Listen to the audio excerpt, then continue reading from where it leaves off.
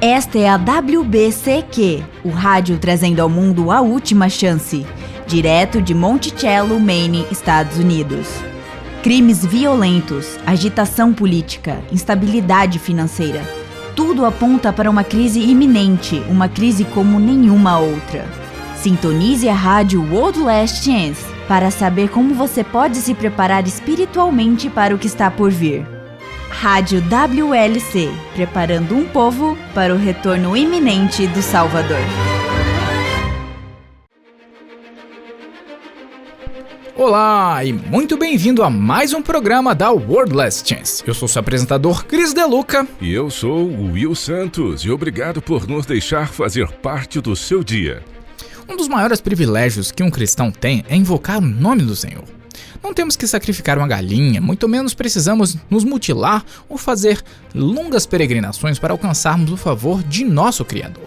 Podemos ir a Ele da forma como estamos e buscarmos por socorro, e Ele sempre ouvirá nossa oração. É um privilégio tremendo, não é mesmo? Claro que sim, e o que torna isso ainda mais significativo é quando o honramos sabendo qual é realmente o nome verdadeiro do nosso Pai, uma vez que Senhor é simplesmente um título genérico. O nome pessoal do Pai Celestial é Yahweh, ou Yah, que vem do verbo hebraico do ser ou existir, que é Hayah. E o programa de hoje, criacionista ou evolucionista? De que lado você está? Eu nunca me canso de ouvir sobre o nome divino. O fato de ser um verbo, do ser ou do existir, tem um significado profundo. Ele é a fonte autoexistente de todo ser, o que se encaixa dentro do que seu nome seria, o qual realmente tem relação direta com os verbos do ser, sou, é, são, foi, eram, e todos se aplicam a ele. É simplesmente maravilhoso termos essa compreensão, pois isso inspira a nossa fé, especialmente quando estudamos a sua palavra e descobrimos que a expressão Hayah foi usada em face da criação do mundo. Outro dia eu pesquisei sobre isso em uma Bíblia interlinear. Na língua portuguesa, nós temos os tempos futuro, passado e presente. Assim, por exemplo, em Gênesis 1, lemos haja luz e houve luz. Mas no hebraico, este comando é descrito de uma forma mais direta, luz Hayah, luz Hayah. Eles usaram a mesma palavra duas vezes? Sim, as duas. Nós diríamos haja luz e houve luz. Mas no hebraico é luz Hayah, luz Hayah. Isso é poderoso porque Hayah é a expressão da própria essência do nome do Criador. É por isso que os crentes são instados a invocar seu nome. E quando associado a um verbo do ser ou do existir e ao que necessitamos, isso se transforma em uma promessa poderosa que podemos reivindicar. Eu adoro isso. O nome do Salvador incorpora o nome do Pai. O nome dele é Yahushua, o qual é uma declaração de quem ele realmente é. Ele é a salvação de Yahweh, e é isso o que Yahushua é. Você mencionou a Semana da Criação, Chris, e é sobre isso que eu gostaria de falar hoje. Criação versus evolução. Eu gostaria de te perguntar, Chris, se você é um criacionista ou um evolucionista. Bem, criacionista com certeza. E sendo um cristão, eu sou um criacionista. Na verdade, não precisa haver um com certeza em sua fala, uma vez que muitas pessoas que afirmam ser cristãs também acreditam na evolução. Na verdade, houve um matemático e astrônomo belga que criou uma teoria, a qual ele chamou de hipótese do átomo primordial. Hipótese do átomo primordial? Sim, mas ela é mais conhecida como a teoria do Big Bang.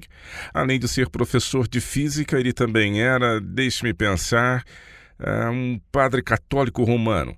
E então sim, existem cristãos que acreditam na evolução. E você, acredita na evolução?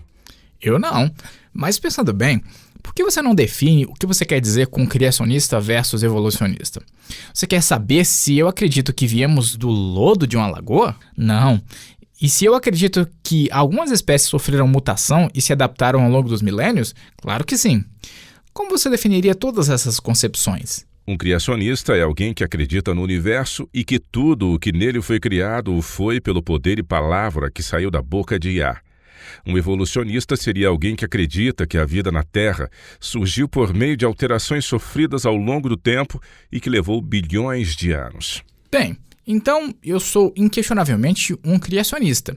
As escrituras são muito claras sobre como o mundo foi feito, e o Salmo 33 diz: os céus por sua palavra se fizeram, e, pelo sopro de sua boca, o exército deles. Pois ele falou, e tudo se fez, ele ordenou, e tudo passou a existir. Isso é o que a Bíblia ensina, e é isso que eu acredito. Você vai me dizer que tem macacos em sua árvore genealógica? Bem, na verdade...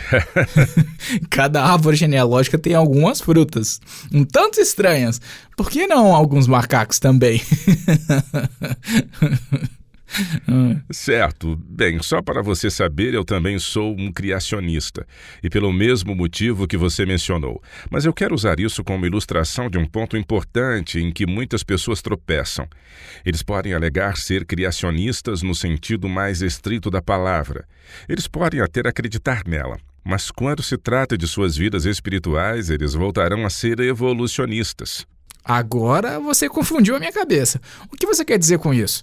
Eu não estou vendo como isso se aplica ao criacionismo ou ao evolucionismo. Tudo bem, vamos começar pelo começo.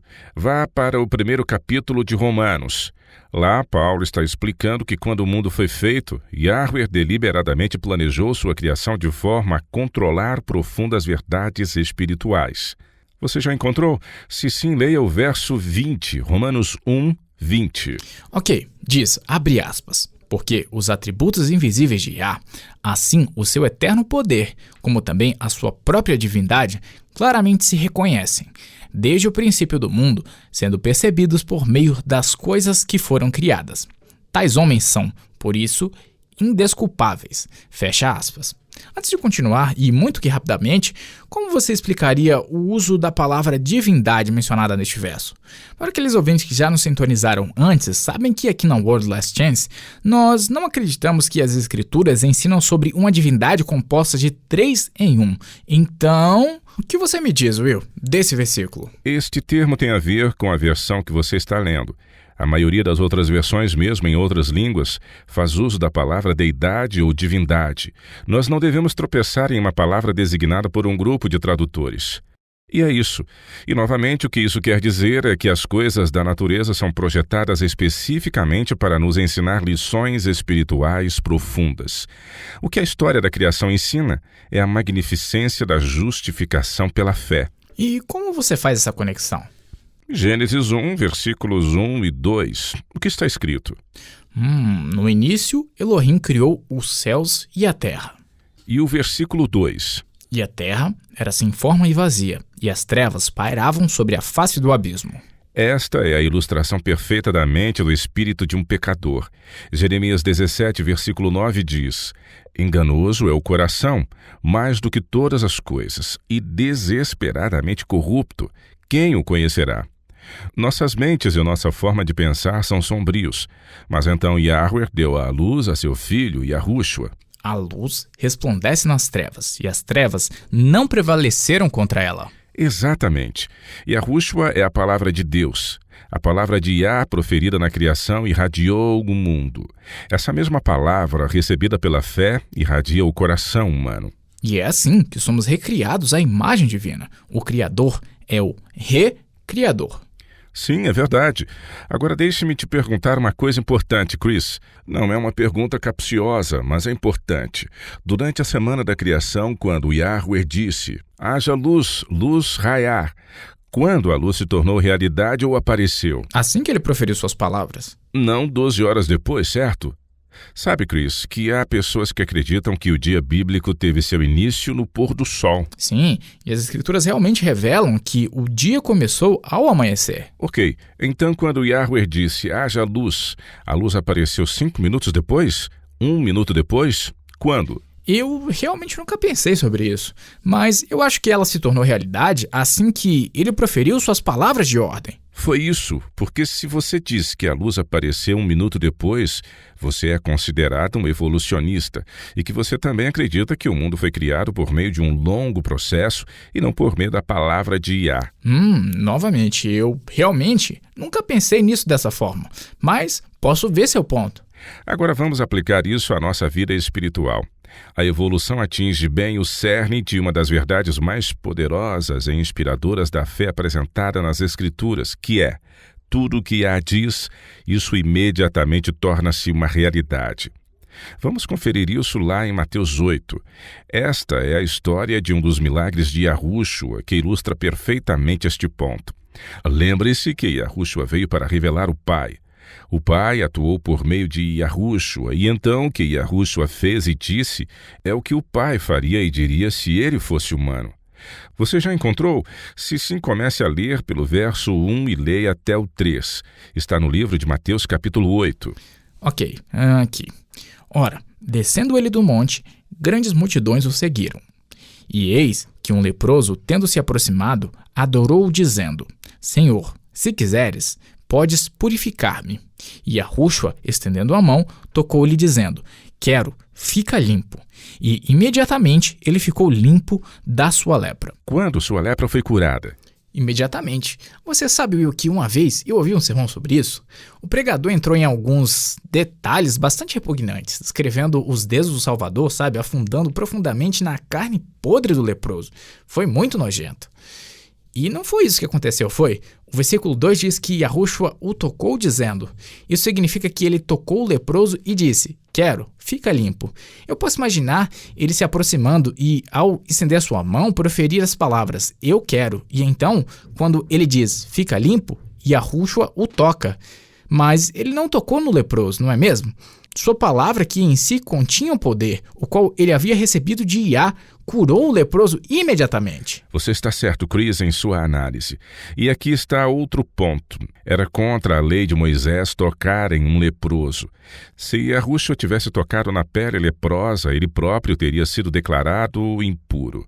Ele teria que passar por laboriosos rituais de purificação e ser examinado pelos sacerdotes. E você sabe que eles teriam aproveitado a oportunidade de se livrar de Cristo simplesmente declarando-o impuro.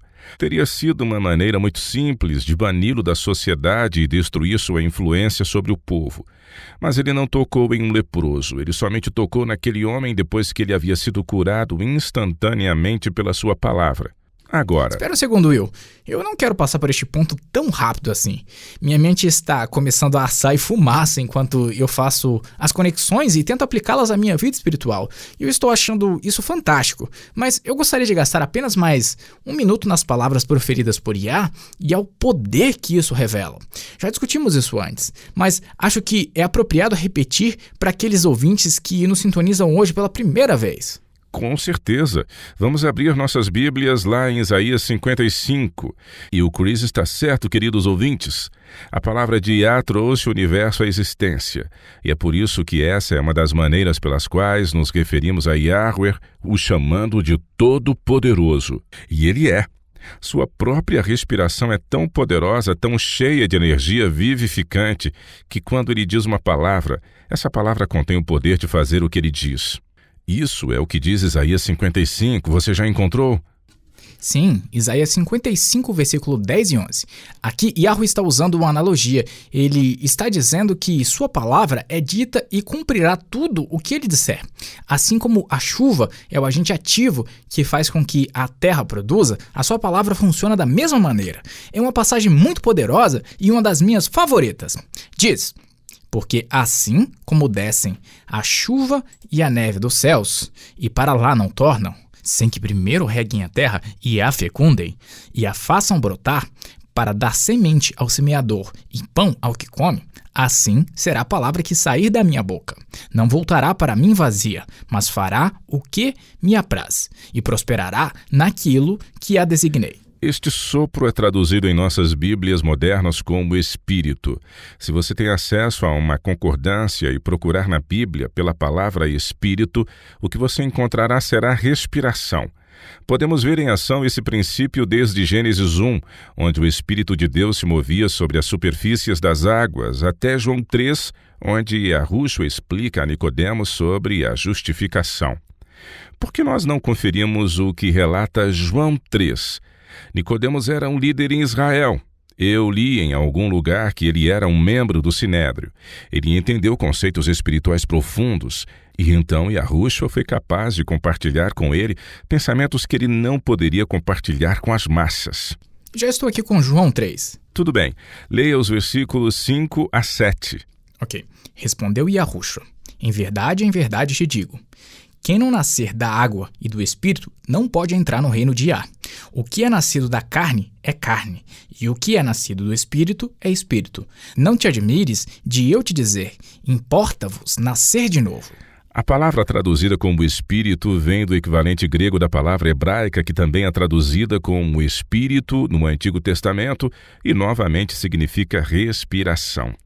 É a respiração de Yahweh que dá poder à sua palavra. É o que ele soprou sobre a superfície das águas em face da criação quando disse: haja luz. E depois de sua ressurreição? Quando ele apareceu pela primeira vez aos discípulos na noite após sua ressurreição, João 20:22 diz: e havendo dito isto, e soprou sobre eles e disse-lhes: recebei o Espírito Santo. E aqui vemos a mesma palavra em uso. O que Yahweh está tentando fazer é inspirar nossa fé a confiar no poder de sua palavra. Ok, vamos fazer uma pausa rápida e quando voltarmos, vamos conversar mais um pouco sobre isso. Já voltamos!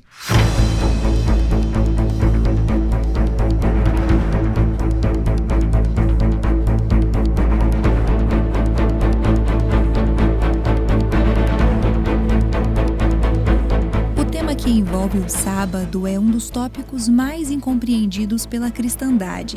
Alguns acreditam que este dia fora dado apenas para os judeus e outros acreditam que este dia ainda é para ser observado.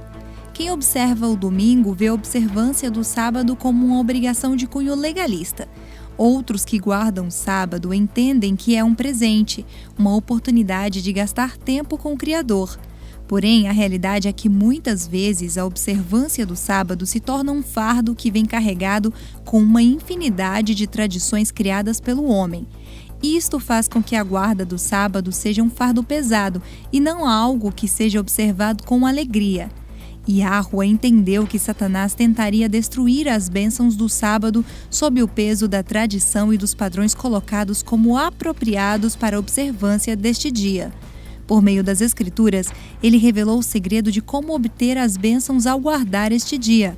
Se você gostaria de saber como as Escrituras tratam a verdadeira observância do sábado, acesse o www.worldlastchance.com/português e clique no ícone Rádio WLC. Procure pelo programa intitulado Deleitando-se no Sábado. Eu prometo que o sábado, como um dia de guarda, nunca mais será o mesmo.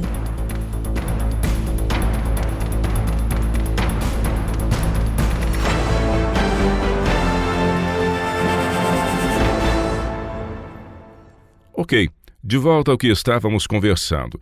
O nosso diálogo girava em torno de como Yahweh faz para fortalecer nossa fé, a fim de que compreendamos que o que ele pode fazer em um mundo físico, ele também o fará em um mundo espiritual. Isso é uma coisa que atinge grandes proporções, porque é assim que funciona a justificação pela fé. Vamos dar uma outra olhada em Isaías 55. Eu gostaria que você lesse essa passagem novamente, Chris, mas desta vez vamos começar pelo versículo 6. Observe, querido ouvinte, o propósito de Yah explicar que sua palavra contém o poder de inspirar nossa fé, mesmo nós sendo pecadores. Comece a leitura, por favor. Ok. Buscai a Yahuwah enquanto se pode achar. Invocai-o enquanto está perto. Deixe o perverso o seu caminho, o iníquo os seus pensamentos. Converta-se ao Senhor, que se compadecerá dele, e volte-se para o nosso Deus, porque é rico em perdoar.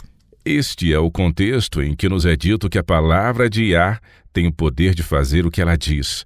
Como a testemunha verdadeira declara em Apocalipse 3, somos miseráveis, pobres, cegos e nus. Mas a força criativa contida na palavra de Yah tem o poder de mudar tudo isso e nos recriar. Leia os próximos 2 versículos, por favor. Aqui. Porque os meus pensamentos não são os vossos pensamentos, nem os vossos caminhos os meus caminhos, diz Yahuwah. Porque assim como os céus são mais altos do que a terra, Assim são os meus caminhos mais altos do que os vossos caminhos, e os meus pensamentos mais altos do que os vossos pensamentos. Yahweh não é um Deus vingativo que quer punir e destruir. O desejo do seu coração é nos salvar. E como ele faz isso? Porque assim como descem a chuva e a neve dos céus e para lá não tornam, sem que primeiro reguem a terra e a fecundem e a façam brotar, para dar semente ao semeador e pão ao que come, assim será a palavra que sair da minha boca. Não voltará para mim vazia, mas fará o que me apraz e prosperará naquilo para que a designei. É por isso que Paulo e Silas puderam dizer ao carcereiro filipense: crê no Senhor e Yahushua, e serás salvo tu e tua casa. No exato momento em que sua mente é convencida de que Yahweh nos concedeu a salvação por meio de Yahushua, a resposta é: sim, eu acredito e aceito os méritos do sangue de Cristo derramado em meu favor, e neste exato momento somos justificados. Yahweh então faz uso dos méritos do sangue de Cristo e os acredita em nossa conta. Este processo faz com que todos os nossos pecados passados sejam justificados, e assim somos perdoados. Mas isso não é tudo, é? Acho que a maioria dos cristãos concordariam conosco neste ponto, de que Yahushua morreu em nosso lugar. Mas tem mais. Sim, há mais. E é com isso em mente que eu quero trazer alento aos nossos ouvintes. Quando você aceita o presente da salvação, não são apenas os méritos da morte de Yahushua que são creditados em sua conta. Os méritos da vida sem pecado de Yahushua também são creditados em sua conta. Você não apenas está diante de Yah justificado e irrepreensível, como se nunca tivesse pecado, mas você está diante dele justo, como se toda a sua vida tivesse sido passada em perfeita obediência à vontade divina, assim como a de Cristo.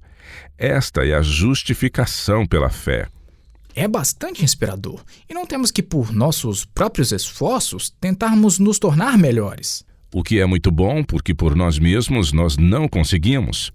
Eu sei disso, porque eu já tentei e não funciona. Tem que ser um presente, e é isso. Dê-me apenas um segundo para que eu leia Romanos 5, versículos 1 e 2.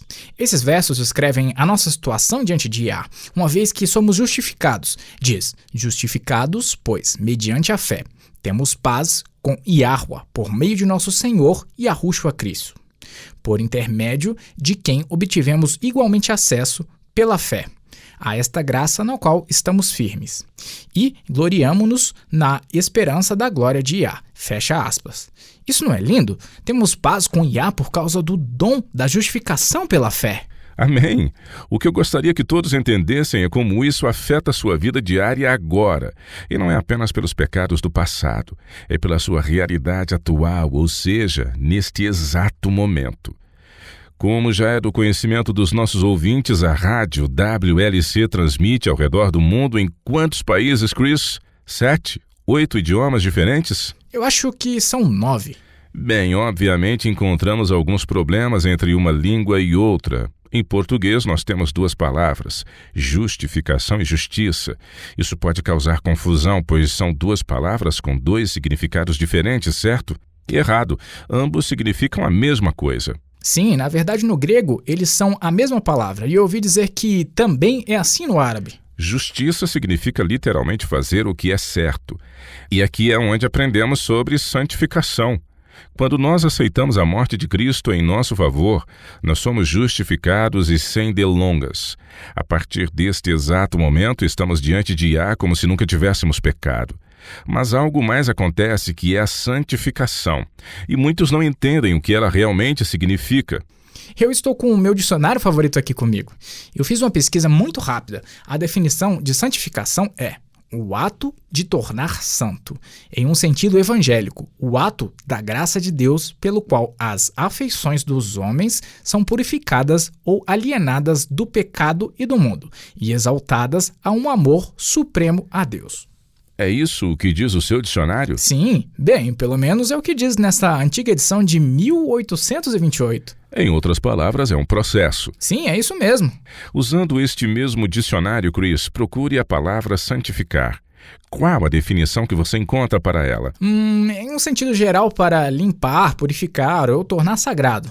Ok, ótimo. Novamente é um processo, mas é um processo que ainda é uma dádiva e não é algo que conquistamos. Vamos dar uma olhada rápida em Ezequiel 36. Esta é provavelmente a explicação mais clara nas Escrituras de como esse processo funciona. Quando você encontrar essa passagem, Cris, por favor, leia os versículos 25 a 27. Diz: Então aspergirei água pura sobre vós, e ficareis purificados de todas as vossas imundícias, e de todos os vossos ídolos vos purificarei. Dar-vos-ei coração novo, e porei dentro de vós espírito novo. Tirarei de vós coração de pedra, e vos darei coração de carne. Porei dentro de vós o meu espírito, e farei que andeis nos meus estatutos, guardeis os meus juízos e os observeis. Isso é o que Yahweh faz por nós quando Ele nos santifica. A justificação não significa que de repente nos tornamos puros e sem pecado. A justificação significa que Ele nos declara justos. Ele nos aceita como se fôssemos justos e então começa o processo para nos purificar e recriar. Isso é santificação. Essa é a verdadeira beleza da justificação. Não temos que esperar até que estejamos sem pecado e santos para sermos declarados justos. Não precisamos. Esse é o presente de Yah para nós. Mas é aqui que muitos ficam confusos. É tão fácil cair na mentalidade da salvação pelas obras, mesmo sem percebermos. Então deixe-me perguntar, quando você é declarado justo? Quando você finalmente para de fumar? Não é isso. Quando você para de assistir pornografia? Também não. Quando você para de perder a paciência com as pessoas? Não. Somos declarados justos no momento em que aceitamos o sacrifício de Yahushua em nosso favor. Isso é justificação pela fé. É a justiça que alcançamos por meio da fé. Eu concordo com você, mas o ponto que Satanás desanima a muitos é quando ele coloca a ideia de que, na verdade, não somos justificados até que paremos completamente de pecar, ou até que comecemos a fazer isso ou aquilo outro. Vocês se lembram, queridos ouvintes, do que estávamos dizendo sobre a palavra de Yah ter o poder de fazer o que ela diz? Sim, louvado seja Yah. Este é um presente, ou estaremos todos perdidos. Então vamos aplicar essa realidade à nossa caminhada cristã. É assim que Satanás atrai muitos a se concentrarem na salvação pelas obras, pois assim eles perdem sua fé. Perceba que se acreditamos que a justificação pela fé é o início da caminhada cristã, mas que cabe a nós, por meio de sacrifícios próprios, nos apegarmos às devoções diárias. Isso denota salvação pelas obras e não algo que alcançamos por meio de nossa fé. Bem, certamente devemos cooperar com o Pai de alguma forma, certo? Claro que sim. E Yah nunca forçará nossa vontade e com certeza devemos cooperar com Ele. No entanto, isso está no exercício de nossa vontade e não realizando obras de justiça. Por exemplo, pegue uma mãe que está com um filho doente. Ela ficou acordada e andando para cima e para baixo a noite toda, tendo seu filho nos braços, o qual vomitava e a febre não o deixava, e ela ainda teria que ir trabalhar no dia seguinte. Ela não será justificada em uma menor medida só porque ela não conseguiu acordar quando seu despertador tocou logo de manhã para que ela pudesse fazer sua devoção matinal. Verdade. Eu percebi que Yah compreende muito mais nossas fraquezas do que nós, que muitas vezes temos dificuldades em aceitá-las como sendo um processo que nos tornará mais fortes na caminhada cristã. Outra maneira de Satanás atacar a fé de uma pessoa é dando-lhe a impressão de que cabe a ela fazer todo o possível para se manter dentro deste processo de justificação e procurar resistir às tentações que lhe sobrevêm. E sabe de uma coisa? Eu já caí nessa armadilha. Todos nós temos fraquezas, e é por meio delas que o diabo nos leva ao pecado uma vez após a outra. É fácil pensar que eu preciso de alguma forma provar o meu arrependimento e o meu direito de ser justificado por resistir a uma determinada tentação. O problema com essa mentalidade é que quando eu estou pensando dessa forma, eu tento resistir com minhas próprias forças. E é claro que eu consigo resistir no máximo por 1 ou 2 vezes, ou até 1 dúzia de vezes, mas mais cedo ou mais tarde, o diabo aparecerá, e quando eu estiver um pouco mais fraco, ou talvez cansado, ou estressado com o trabalho, ou o que quer que seja, eu acabarei sempre caindo se resistir à tentação por minhas próprias forças. Eu compreendo. E então, é claro, Satanás nos colocará exatamente onde ele quer que nós estejamos, e começaremos a questionar se fomos realmente justificados ou não. Assim, nossa fé desfalece e se torna muito mais fácil para ele nos levar a pecar novamente. Falando por experiência própria, acho que é aqui que entra a justificação pelas obras. Podemos não pensar nisso conscientemente, mas é fácil cair nessa mentalidade em que, na tentativa de cooperar com IA e consertar coisas erradas em nossas vidas, nós tiramos do bolso uma longa lista de coisas que devemos ou não devemos fazer. E se não seguirmos essa lista à risca, então pensamos que não somos justificados, ou pelo menos não estamos mais justificados. Usando a tua fala, Chris, creio que isso é fazer da justificação como sendo um processo de evolução, ao invés de um ato do poder criativo do nosso Pai. Quando Yahweh nos declara justos, é a mesma respiração e a mesma fonte de poder criativo que simplesmente falou e o universo veio à existência. Você é justificado e se encontra diante de Yah como se nunca tivesse pecado no instante em que você aceita o presente da salvação por meio da fé. Nossa fé precisa aceitar essa realidade. Lembra da história do centurião? Ele tinha um servo enfermo e ele pediu a Yahushua para que ele o curasse. Essa história está relatada em Mateus 8. Quando o centurião pediu a Cristo que curasse o seu servo, Yahushua, compassivo como sempre, disse: "Claro, eu irei curá-lo." A resposta do centurião é bastante inspiradora. Ele disse: "Você não precisa fazer isso, apenas fale, apenas manda com uma palavra e ele ficará bom." E as palavras seguintes de Yahushua foram: "Isso é fé, e eu não encontrei em nenhum outro lugar uma fé como essa." Obrigado, Chris, por nos fazer lembrar dessa história. E você está certo. Ele tinha a fé de que a palavra de Yah era suficiente para curar o seu servo. E é isso que Yahweh quer que entendamos também. Quando ele imputa justiça a você, querido ouvinte, é porque ele te concedeu a tal justiça. E é claro que ainda cometeremos erros e que vamos tropeçar e mesmo cair. Mas por meio do processo de santificação que começa no momento da justificação, o pecado se tornará intragável para nós. Essa é a ação de Yah escrevendo sua lei em nossos corações. Outra história que eu gosto e que demonstra isso é encontrada em Mateus 9. É quando eles trouxeram um paralítico para Yahushua. Eu simplesmente acho o máximo as palavras amáveis do Salvador. Ele disse: "Filho, tem de bom ânimo. Seus pecados estão perdoados." Esse relato está no tempo presente. Seus pecados estão perdoados. E não diz que eles serão assim que você resistir à tentação, mas diz estão. É o mesmo que ocorreu com a mulher que foi pega em adultério. E Yahushua disse: "Nem eu tampouco te condeno. Vai e não peques mais." E o poder para obedecer estava contido nesta ordem. Eu amo essa disposição de ideias, porque, como você acabou de dizer, uma vez que formos justificados, o pecado se tornará intragável para nós, e não iremos querer tomar parte de nada que traga desonra a Yah. E o poder que reside na ordem dada por Yah é o que nos dá forças para agirmos dessa forma. Bem, estamos quase sem tempo, mas vamos dar uma olhada rápida em João 1. Você poderia ler os versículos 12 e 13, por favor, Chris? Ok, mas a todos quantos o receberam, deu-lhes o poder de serem feitos filhos de Yah, a saber, aos que creem no seu nome, os quais não nasceram do sangue, nem da vontade da carne, nem da vontade do homem, mas de Yah. Não somos justificados ou santificados por nossos próprios diligentes esforços. Sim, devemos exercer nosso livre-arbítrio para escolher a salvação, porque Yah nunca forçará nossa vontade. Mas a salvação em primeira e última instância sempre será um presente.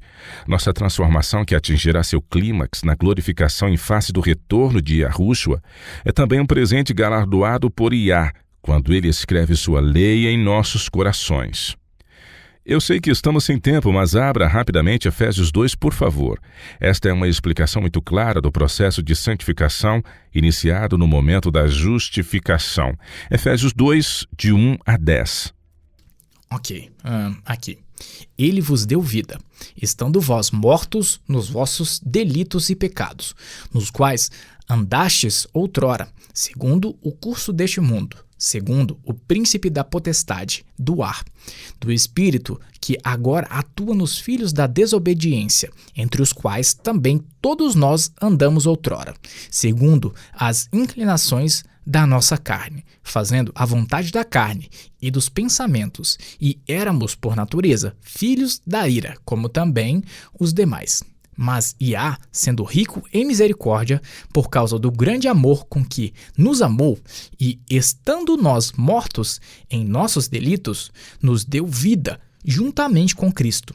Pela graça sois salvos, e juntamente com ele nos ressuscitou, e nos fez assentar nos lugares celestiais em Cristo e Yahushua, para mostrar, nos séculos vindouros, a suprema riqueza da sua graça, em bondade para conosco, em Cristo e Yahushua, porque pela graça sois salvos, mediante a fé. Isto não vem de vós, é dom de Iá, não de obras, para que ninguém se glorie. Pois somos feitura dele, criados em Cristo e Yahushua, para boas obras, as quais Iá de antemão preparou para que andássemos nelas. Você é um evolucionista? Você acredita que será justificado depois de provar o quanto está arrependido por se abster de pecar, depois de um determinado número de vezes? Ou você é um criacionista, pronto e disposto a aceitar agora mesmo o dom da justificação e santificação de Iá? Que todos sejamos criacionistas e dispostos a aceitar o presente de Iá.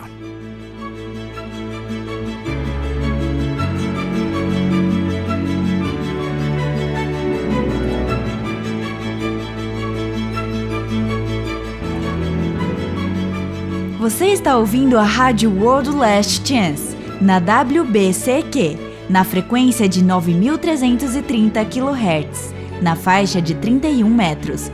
Rádio World Last Chance, preparando um povo para o breve retorno do Salvador.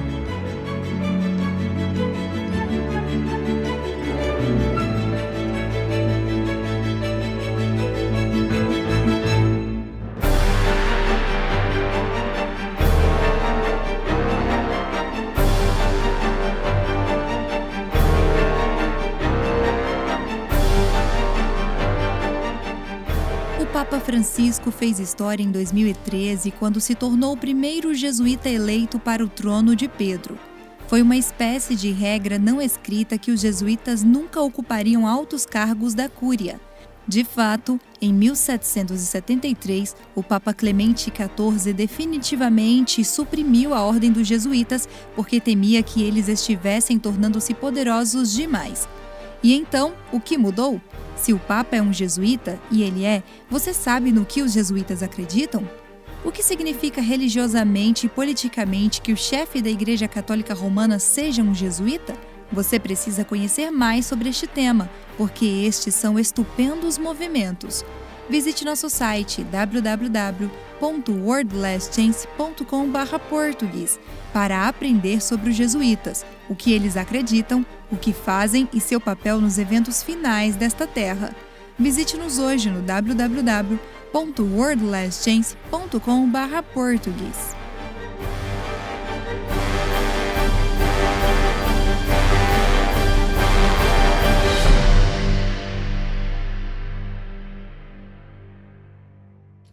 Hoje temos uma pergunta interessante na nossa caixa de mensagens diárias, de Jerry Conniff, de Oakland, Califórnia. Ele escreve: Caros amigos da WLC, minha esposa e eu criamos nossos filhos para que eles se abstivessem do consumo de álcool. Recentemente, nós soubemos que nosso filho mais novo começou a beber. Ele insiste que não há nada de errado com isso, porque Jesus bebeu vinho. Estamos tristes com sua decisão, mas não queremos ser irracionais. Eu não acho que ele esteja certo, mas vocês poderiam nos dar alguns textos bíblicos ou princípios específicos sobre o assunto? Se ele estiver certo, minha esposa e eu concordaremos em não dizer mais nada. No entanto, se houver princípios bíblicos de que possamos passar para ele, eu creio que ele estaria aberto a ouvir. Uma das coisas mais difíceis como pai é dar um passo atrás e deixar que seu filho adulto tome suas próprias decisões. Sim, e a maioria dos seus filhos já são adultos, certo, Will? Os nossos ainda estão conosco e nós gostamos de pegar um pouco mais leve com eles. Bem, aproveita ao máximo enquanto esta fase dura, porque realmente é muito difícil ver essas crianças que você criou até a idade adulta fazendo escolhas que você sabe que podem prejudicá-las em algum momento. E eu acho que podemos ajudar o Jerry, mas primeiro quero apenas estimular você e sua esposa a continuar orando por seu filho e não desistam. Muitos jovens experimentam apenas para depois voltarem aos padrões e princípios com os quais eles foram criados. Provérbios 22 promete: ensina a criança no caminho em que deve andar e ainda quando for velho, não se desviará dele. É verdade, eu era uma daquelas pessoas terríveis no período da minha adolescência, e mesmo por volta dos meus 20 anos de idade. E com a minha esposa aconteceu o mesmo. Mas eu vou te dizer uma coisa, Will, que assim que tivemos nosso primeiro filho, as coisas mudaram.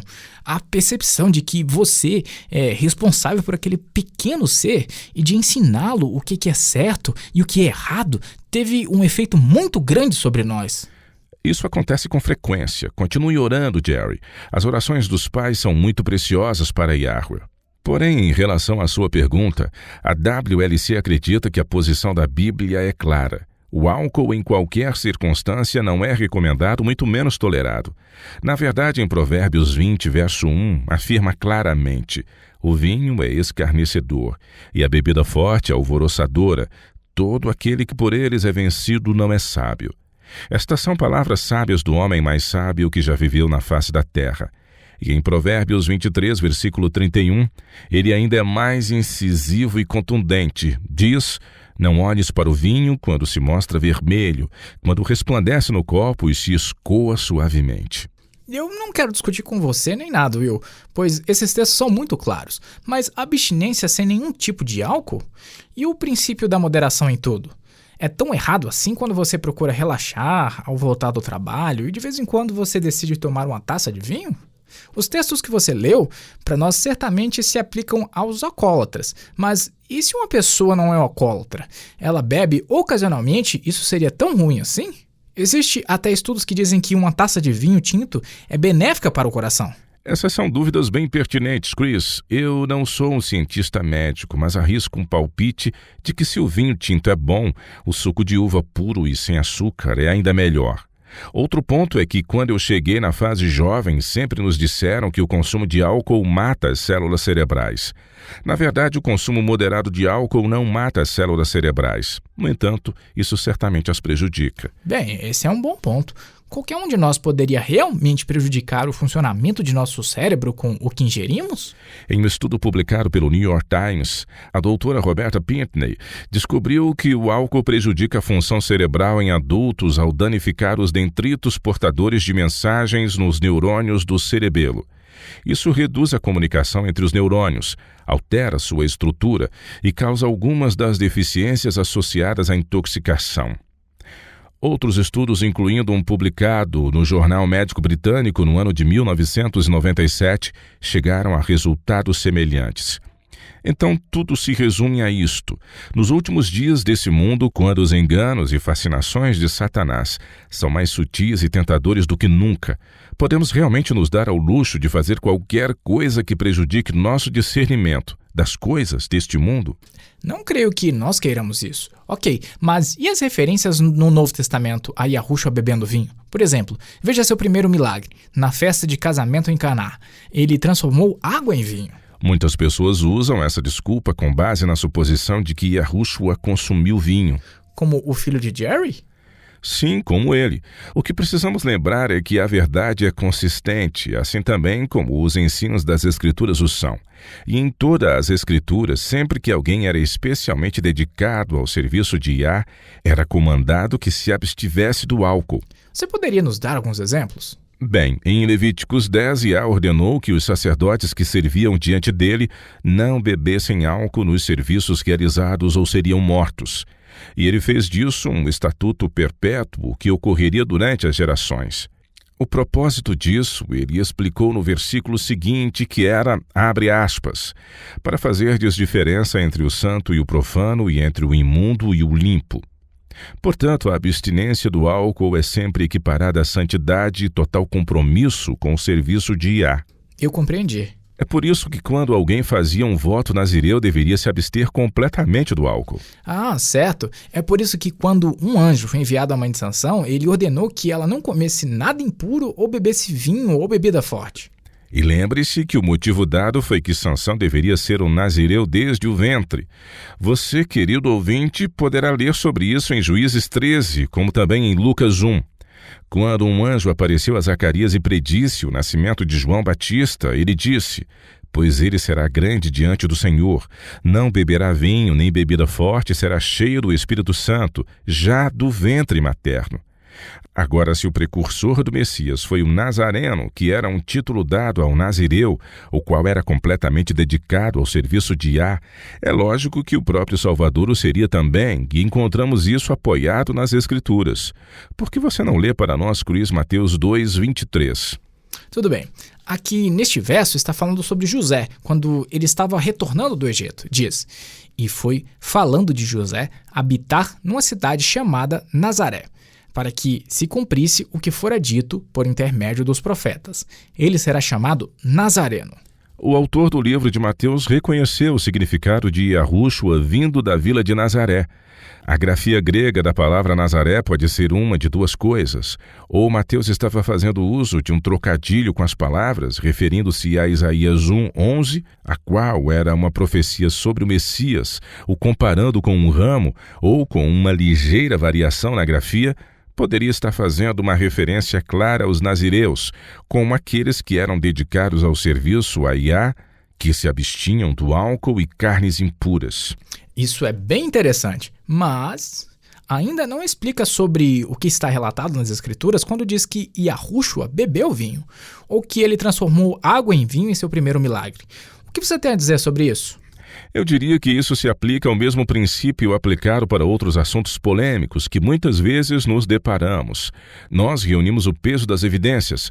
Agora aqui está o que sabemos. Primeiro, o Antigo Testamento é muito claro de que todos os que eram dedicados exclusivamente ao serviço a Iá deveriam se abster do álcool. Segundo, o Antigo Testamento adverte repetidamente contra os perigos do consumo do álcool. Terceiro, Yahushua foi plenamente dedicado ao serviço de Iá. Você pode realmente ver o Salvador do mundo, tendo um padrão inferior do que, digamos, Sansão ou João Batista? De jeito nenhum. Finalmente, ponto 4. No português, a palavra vinho é traduzida da palavra grega óios. Agora, não temos realmente um equivalente para ela no português, porque óios pode significar vinho fermentado ou suco não fermentado, dependendo do contexto.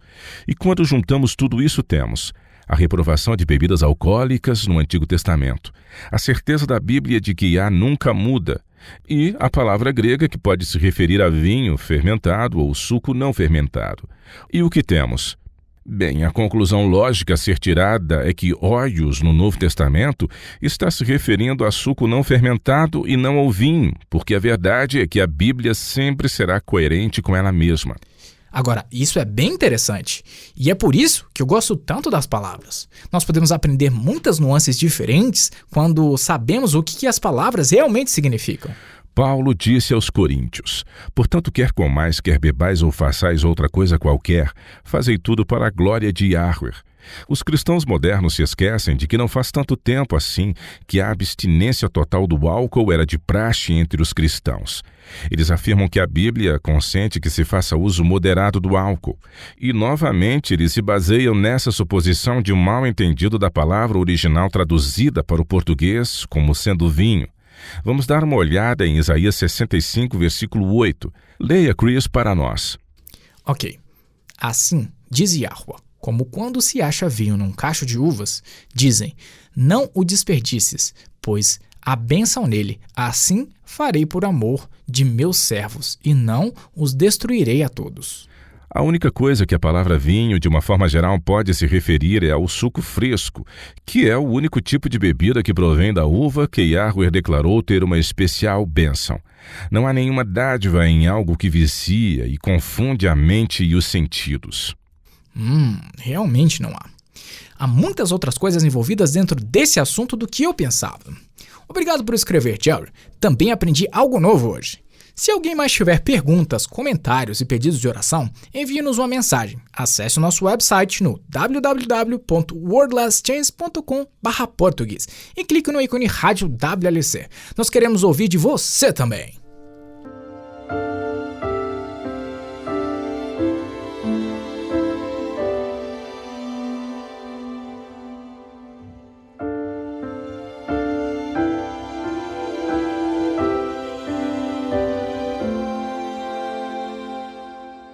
Eu sou Laura Lee, com sua promessa diária da Palavra de Iá. Joyce Free e seu marido tinham uma casa alugada que estavam tentando vender. Eles gastaram milhares de dólares para reformá-la e todas as semanas iam até lá para realizar algumas manutenções e molhar as plantas. Era uma casa linda. A única desvantagem era que ela estava localizada em uma esquina muito movimentada. A maioria das casas na América do Norte não são protegidas por muros e cercas, e isso era um problema. Por 3 meses, Joyce e o marido oraram por um comprador, mas ninguém queria morar em um cruzamento tão movimentado. Um dia, enquanto ela estava fazendo alguns serviços de rua, Joyce sentiu em seu coração que ela deveria dar uma passada no banco e perguntar quais eram as taxas de juros de um certificado de depósito, comumente conhecido como CD. No banco, Joyce procurou por informações sobre quais os documentos necessários para que ela qualificasse em tal certificado. Ao procurar por um dos caixas, ele a encaminhou ao gerente do banco, que era um jovem bastante simpático. Quando o gerente do banco perguntou por que ela estava interessada em um CD, Joyce explicou que ela e o marido estavam tentando vender uma casa e que assim que fosse vendida, eles gostariam de colocar parte dos fundos em um plano de poupança de CD. E o gerente perguntou: "Onde fica a sua casa?" Depois que Joyce disse a ele onde estava localizada a propriedade, ele exclamou: "Oh, minha esposa e eu amamos essa área. Posso dar uma olhada em sua casa?" No dia seguinte, Joyce mostrou-lhe a casa. Ele não parecia nem um pouco perturbado com a rua movimentada e marcou um horário para voltar trazendo sua esposa. "Se ela gostar, nós compraremos", disse ele. É claro que Joyce e o marido ficaram esperançosos, mas tentaram não apostar todas suas fichas no que eles haviam acabado de ouvir, pois a esposa daquele homem talvez não gostaria de comprar uma casa em uma rua tão movimentada. Então Joyce e seu marido decidiram colocar tudo nas mãos de Yahua e que o pai fizesse o melhor para os 2 casais. No dia seguinte, eles receberam um telefonema do gerente do banco. "Minha esposa gostou de sua casa e nós queremos comprá-la." O contrato com o corretor de imóveis expirou na mesma semana em que o gerente do banco e sua esposa compraram a casa, e então Joyce e seu marido nem mesmo tiveram que pagar a taxa do corretor. Embora eles acabaram não investindo em um CD, Joyce percebeu que o leve empurrãozinho que ela sentiu naquele dia para ir ao banco e indagar sobre as taxas de juros veio de Iá. Yahua sabia da necessidade que eles tinham de vender a propriedade e do desejo do outro casal de comprar uma casa. O pai esteve à frente de tudo para que ambas as necessidades pudessem ser supridas. Filipenses capítulo 4, versículos 6 e 7 diz: "Não andeis ansiosos de coisa alguma, em tudo, porém, sejam conhecidas diante de Iá as vossas petições, pela oração e pela súplica, com ações de graças. E a paz de Yahua, que excede todo entendimento, guardará o vosso coração e a vossa mente em Cristo Yahushua." Recebemos grandes e preciosas promessas. Vá e comece a reivindicá-las.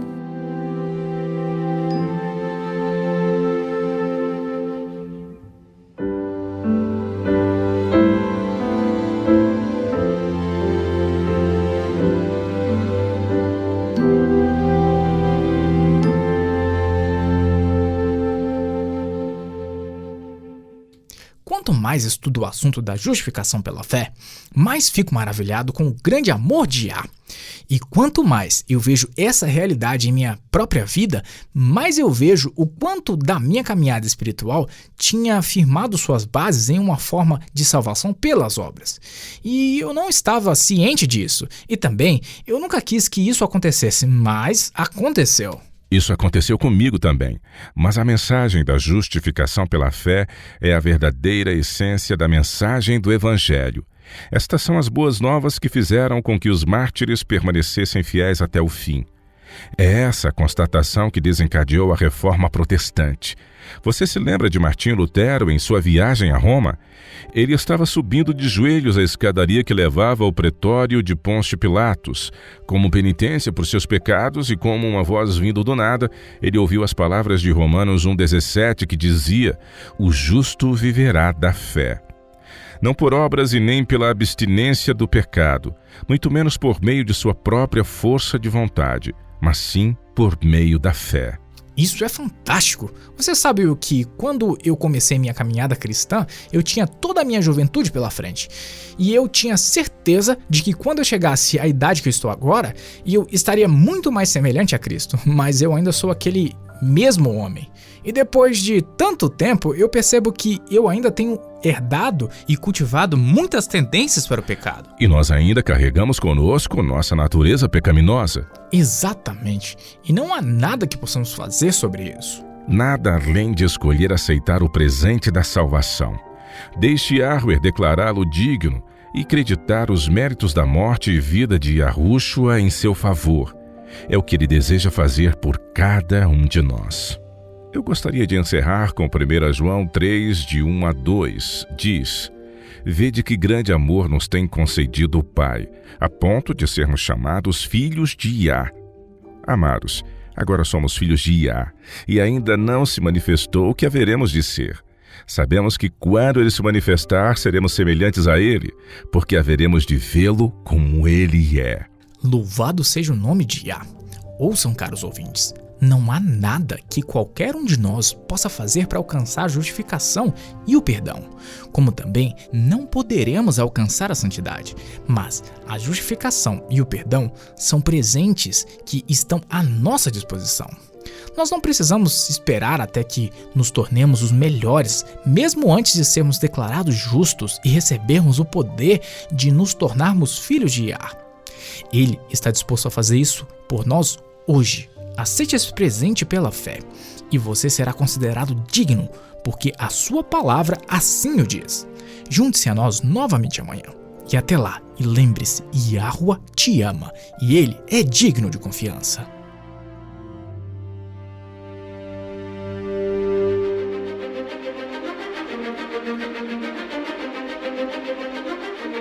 Você ouviu a rádio WLC. Este programa, bem como os episódios passados na rádio WLC, estão disponíveis para download em nosso site. Eles são excelentes para compartilhar com amigos e em estudos bíblicos. É também um recurso fantástico para aqueles que realizam seus cultos a Yahuwah, sozinhos ou com a família. Se você deseja ouvir os programas da rádio WLC, visite nosso site no www.worldlastchance.com/português. Clique na opção WLC Rádio na parte superior esquerda da página inicial. Isso permitirá que você baixe os episódios no seu idioma preferido. Há também artigos e vídeos disponíveis em diversos idiomas. Participe conosco novamente amanhã com uma nova mensagem cheia de verdade na WBCQ, em 9.330 kHz, na faixa de 31 metros. Rádio World Last Chance, preparando um povo para o breve retorno do Salvador.